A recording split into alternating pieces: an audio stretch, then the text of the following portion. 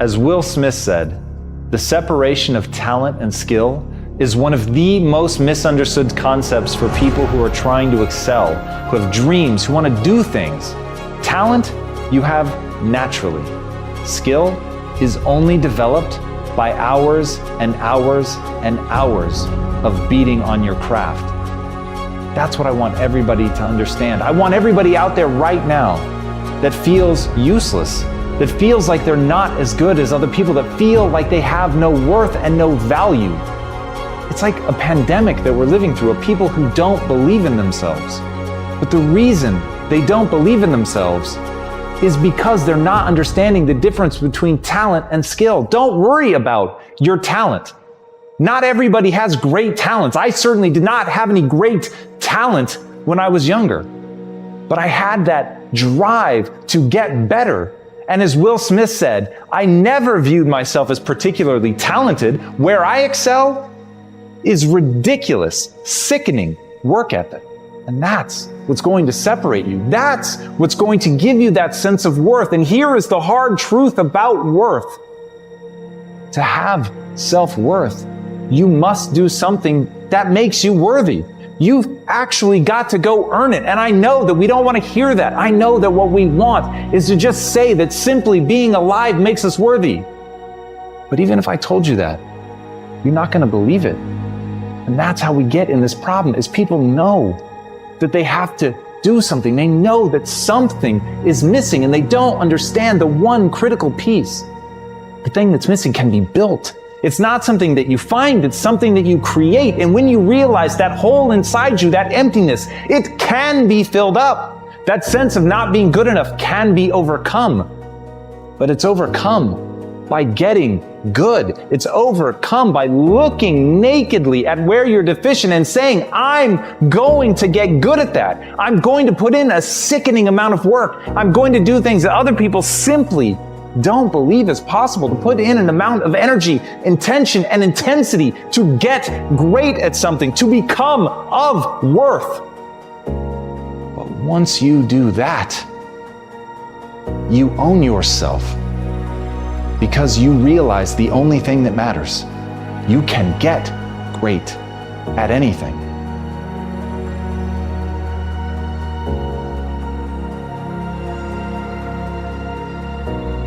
As John F. Kennedy said, there are risks and costs to a program of action, but they are far less than the long-range risks and costs of comfortable inaction. There's just something about the status quo that is literally intoxicating. You don't want to move. You don't want to put things at risk. You want to keep things as they are. And I get it. Change is scary. Change may be one of the single most paralyzing elements that we as humans face. That in your space, in that little area that you've carved out for yourself, it may be small and it may keep you less than you could be, but God damn it, does it feel good? Because it's safe. Because you know your enemies. You know where everything is at. You know all the things that you need to know to feel comfortable. But in that comfort is a world that shrinks around you, is a world that literally is forcing you to confine yourself to the size of that box. It's making you only as big as the space that you've allowed yourself. So whatever change you refuse to embrace, not only does it freeze you in time, but it stunts your growth. And if you want to become something, that is literally the act of changing. It is literally the act of rebirth, of making yourself something new. But in that, you must face the terror of change. You must face that you may fail. You must face that you may embarrass yourself. You have to face that in the unknown could be the worst. But unless you're able to do that, you'll never get to taste the vastness of living outside the box, that merely having a life that isn't confined is in and of itself far more interesting and beautiful than anything could ever be when it is locked in one place. When you have a box that has no windows, your world can be nothing but a wall. But when you have a window, when you have a door, that becomes an entryway into something completely new. And as Pablo Picasso said, action is the fundamental key to all success. So if you want to succeed, if you want something more for your life, you have to be willing to walk through that door. And if you're in a box that has no door, then you've got to be willing to kick one open. You've got to be willing to claw through feet of concrete if that's what it takes to get on the other side. But you've got to be willing to push yourself out of that comfort zone to find out what could be, to take control of your destiny and realize the fundamental human truth. Only you control what you can be. And if you want to escape, the one thing you need is belief. And as Phil Knight said, belief is irresistible. Once you believe that you can act in accordance with something that will actually help move you forward, once you believe to the core of your being that there is no one better suited to building the life of your dreams than you, then suddenly safety becomes the least safe thing that you could do. Suddenly, being in a space that is so narrowly defined is the only thing that's going to choke the life out of you. So the only real risk is not to have faith in yourself. The only real risk is to stay put. The only real risk is to play it safe. So my friends, find that belief in yourself. Take that risk. Act. Move. Do something. Define a new life. Build a new you. That's the key to success. As Ernest Hemingway noted, the world breaks everyone, and afterward, many are stronger in the broken places.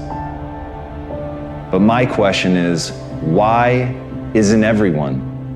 To me, it comes down to the strategies that you use. There really isn't anything objectively good or bad. There isn't anything that happens to you that can't be overcome. There isn't anything that could happen to you, anything that when you turn inward, you can't find a reason to overcome. You can't find a way to put those pieces back together, and that becomes your job. It becomes literally up to you whether you're going to sit and wallow and woe is me, because what happened, happened, and there's no way to take it back. But how you respond, what you bring to that table, whether you meet fire with fire, whether you meet that adversity with falling apart, becoming weaker in the areas that broke, or you bind them and mend them, and it becomes like a weld that literally makes you stronger, is a choice.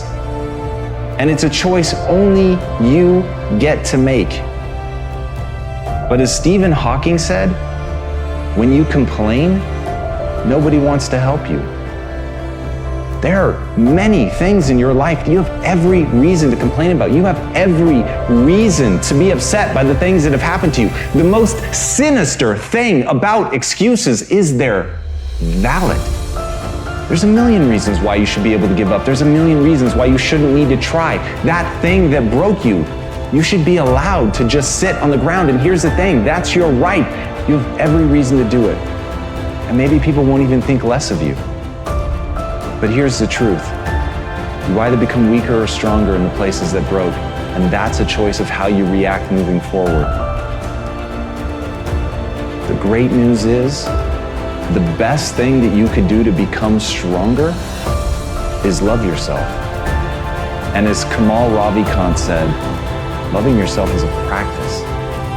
People think that it's something that's going to feel right, that it's going to feel natural, that you're just going to turn inward and there it is, this spark of love and joy for yourself, inside yourself. But the truth is, that's just not the human experience. That's not the way that it works. There's going to be a voice inside your head and it's going to blame you. It's going to say that it's your fault. And no matter how many times people on the outside tell you that that is not true, that this thing happened to you, that it isn't you, it doesn't define you, there will be a voice that's going to tell you that it does. And that's where you have to fall back on process. That's where you have to realize that you literally have to practice loving yourself, and that it's okay, that no matter what happened, there is absolutely nothing that invalidates that you're worthy of your own love. But you've got to practice it. You've got to be willing to do it. You've got to be willing to put in the reps. You've got to know that it's not going to feel right, but you've got to know on the other side of that is a vision of your life where you actually do love yourself.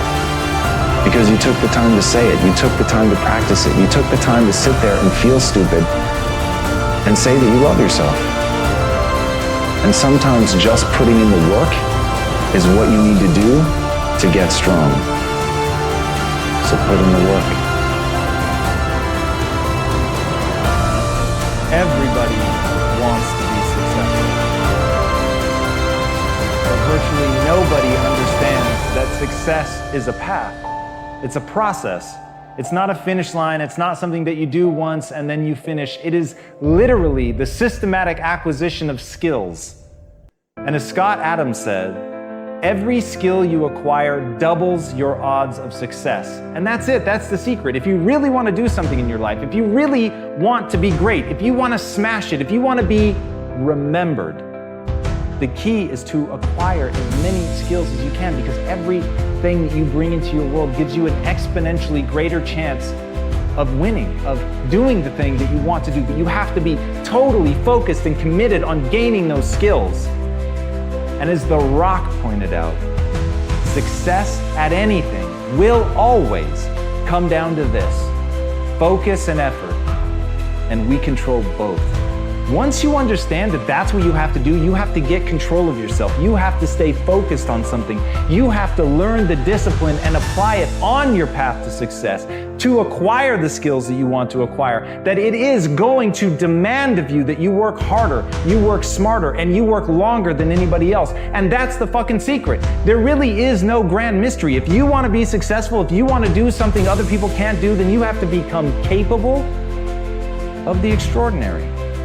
You have to become capable of doing something that other people can't. And that is the best possible news I could give you. Because it doesn't matter what you're born with. It doesn't even matter who you are. What matters is who you want to become and the price that you're willing to pay to get there. And let me tell you this, the price is known. And that price is the acquisition of skills. That price is getting so good that people can't ignore you. That price is being able to beat anyone at the game that you've chosen to play. Once you get to that point, once people stand back in awe when they watch what you're doing, then you will have won. Then success will be yours. But it was in no uncertain terms the result of the path that you walked. And as Angela Duckworth notes, enthusiasm is common, but endurance is rare. So when you sneak out that first lead, when you get ahead of people and you think, hey, I've acquired this skill, I've done something, people are looking at me like I can't be stopped. Remember that right now, at this moment, someone is practicing. While you're not doing the thing that you need to be doing, while you're sitting back in your laurels, very happy with what you've accomplished, somebody else is going to eat your lunch because they have a passion and enthusiasm that endures. And at the end of the day, if you can want something so badly, if you fucking burn from the inside to do something, to become something, to become capable of more, then you will endure. Then you'll be able to push past other people. Then when other people break and they lie in your wake, you will push forward, because that fucking thing in you that you have cultivated is the ability to endure. It is not the ability to be a badass. It is not the ability to think that you're cool. It is the ability to kick your own ass, to deal with what is boring, to live in the pain, to step towards anguish, to know that suffering is a choice and you choose to turn it off, because you know on the other side of endurance, on the other side of outlasting everybody else, is a skill set that makes you unstoppable. As Randy Pausch said, the brick walls are there for a reason. The brick walls are not there to keep us out. The brick walls are there to give us a chance to show how badly we want something. And that, my friends, is going to be your test. The test isn't what you're capable of. The test is, how badly do you want something? How far are you willing to go? What is that vision of you in the future, the person you're trying to become? How intense is it for you? Is it so intense that you're willing to fight for it? Because that is greatness. To think of the person you are today as being a waylay point to the person that you can become. And over there, on the other side of that transformation, is somebody so much more powerful and greater than who you are today, but it is you. It's the inevitability of who you can become if you're willing to put in the work. And as Kareem Abdul-Jabbar said, I think the good and the great are only separated by a willingness to sacrifice. And what are you willing to sacrifice? Have you thought about it? Because until you know the price that you're willing to pay, you're not even going to take the steps that you need to take in order to execute against your greatness. I want it to be inevitable. We all want it to be inevitable. That vision that we have of ourselves, that we can become that thing. But if you're not willing to pay the price to get it, you will never attain it. That's the truth. That's the hard reality of the human condition, is you have to give blood, sweat, and tears to force your body and your mind to change. And people understand the physical transformation. People do not understand a mental transformation because it's invisible. But no matter what anybody says to try to hold you back, no matter what you tell yourself that may be limiting who you are, remember what Kobe Bryant said: boos do not block dunks. No matter what anybody thinks, no matter how much hatred is slung at you, if you have a vision of yourself and what you can become, and you are willing to sacrifice to get there, and you are willing to suffer and endure, all that matters is whether or not you actually get great at something. And if you get great at something, no matter who tries to stop you, my friends, performance is its own answer. Becoming capable of the extraordinary, putting in a championship performance, these things are undeniable because they only happen when somebody tries to stop you and you overcome it. So don't judge yourself by your intentions, judge yourself by your results, and put in the work to get amazing results. As Joseph Campbell said, we're so engaged in doing things to achieve purposes of outer value that we forget the inner value. The rapture that is associated with being alive is what it's all about. That, my friends, is the name of the game. You've got to figure out what it is that actually makes you feel alive. And if you understand that the game that you're playing is actually a game of brain chemistry and that nothing else matters, there's no objective truth, there's no one path to glory, there's no one life for you to live. There's only the subjective truth, the thing inside you, that gut instinct, that voice that whispers to you. You've got to learn to trust that. You've got to learn to trust it by building it up. You've got to learn to trust it by taking actions and gut checking yourself and asking, is that me? Is that who I want to be? Or is that somebody else, cultural voice, my parents, my lover, whatever, trying to speak through me? And as Harley Davidson said, when writing the story of your life, don't let anyone else hold the pen. So right now, ask yourself, who's writing your story? Is it you? Are you really listening to the voice in your head? Are you looking at and living by the things that give you the chills? Or are you trying to live a life that somebody else wants for you? And remember, when you think about that question, what William James said: act as if what you do matters, because it does. Even if for nobody else, every step you take, every thought that you allow to permeate your mind, everything you obsess about, your dreams, the things that you want, the hopes that you spend your time with, they matter to you because they tell you who you are. They tell you who you're trying to become. And ultimately, those things that you let monopolize your mind will become you. So if somebody else is holding the pen, if somebody else is forcing you to write something that doesn't make you feel alive, that is a life lost. And that is how you die, my friends, before you ever had a chance to live.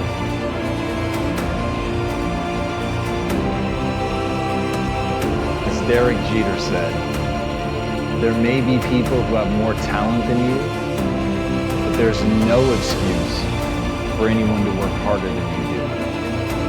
At the end of the day, whether you believe in talent or not is completely irrelevant. Everyone should believe in hard work. Everything in your life is literally a result of that.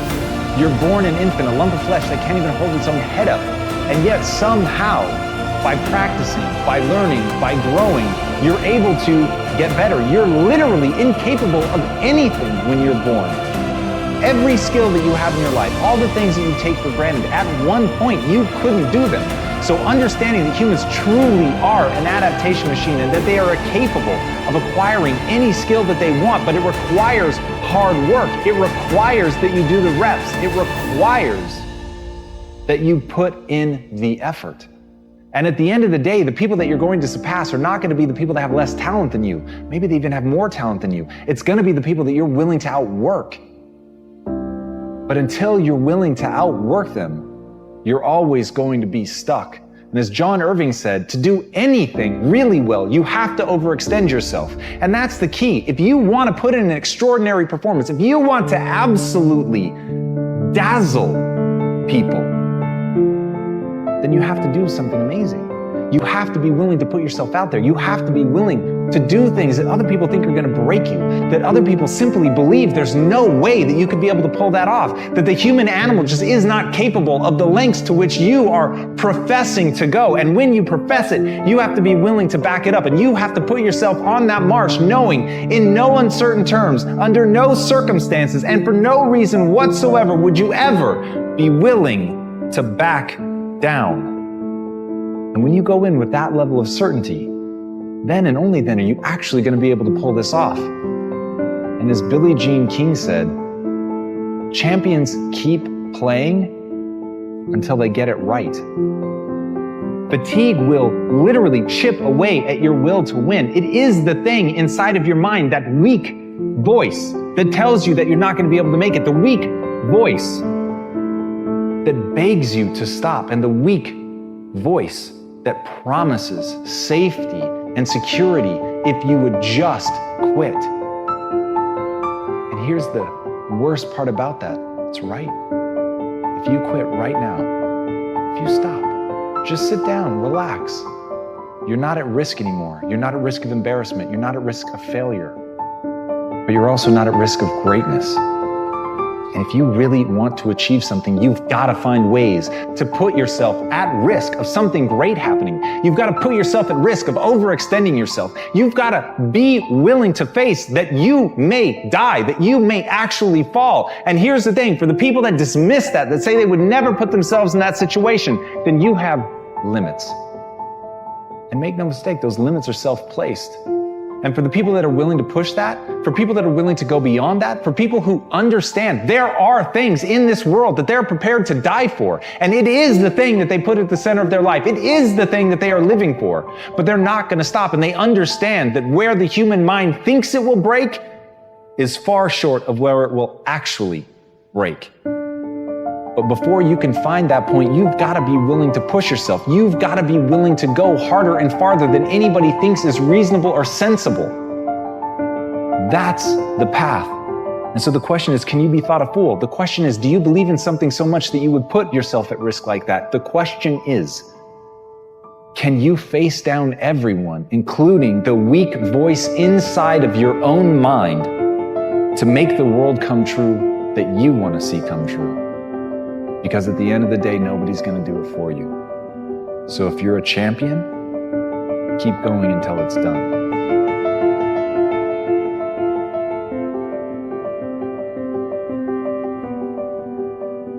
As Theodore Vail noted, real difficulties can be overcome. It's only the imaginary ones that are unconquerable. The reason that I love that is because it is a powerful reminder. At the end of the day, you're choosing what to believe. At the end of the day, all those things in your head that seem like you could never get over them, you've made them up. You've decided to obsessively focus on those things. And as Oprah said, what we dwell on is who we become. And think about that for a second. Think about today. Just audit your thoughts. What did you spend your time thinking on? Did you obsessively think about the way that things could go right? Or did you obsessively think about the things that could go wrong? All the myriad ways that you need to protect yourself. And that's how it feels.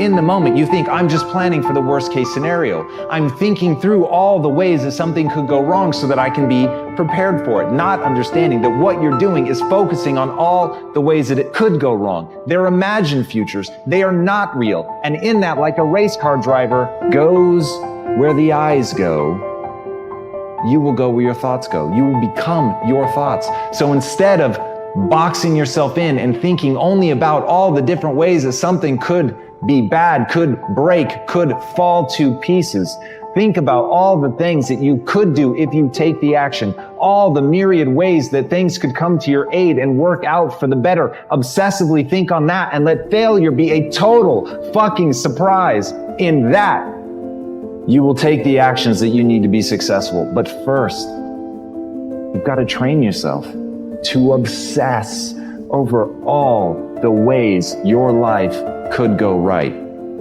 From there, you'll act. As Walt Disney said, if you can dream it, you can do it. Now, what makes me laugh is I know right now some of the people listening to that, they say that's bullshit.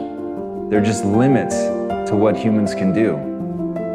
And I get that response. I understand it. I used to respond to everything like that. I used to see only the difficulty. I used to see only the ways in which it couldn't work out. And I couldn't see. I was literally blinded by fear. I was blinded by some bizarre sense of pride that wanted to justify my limited existence, that didn't want to have to face that I could be doing more, that I could be more, that my life was somehow less than what it could be. And so I would laugh at quotes like that.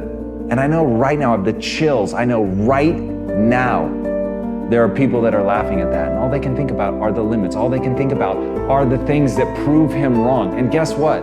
He is wrong. There really are limits. But if you fucking waste your time focused on that, you're never going to create the momentum that you need to actually make something come true in your life. You can build virtually anything, but if you get hung up on the fucking virtual part, if you let that stop you, if you immediately go to the things that ultimately limit you and hold you back, that is where you're gonna stay forever. Because if you argue for your limitations, guess what, my friend? They become yours.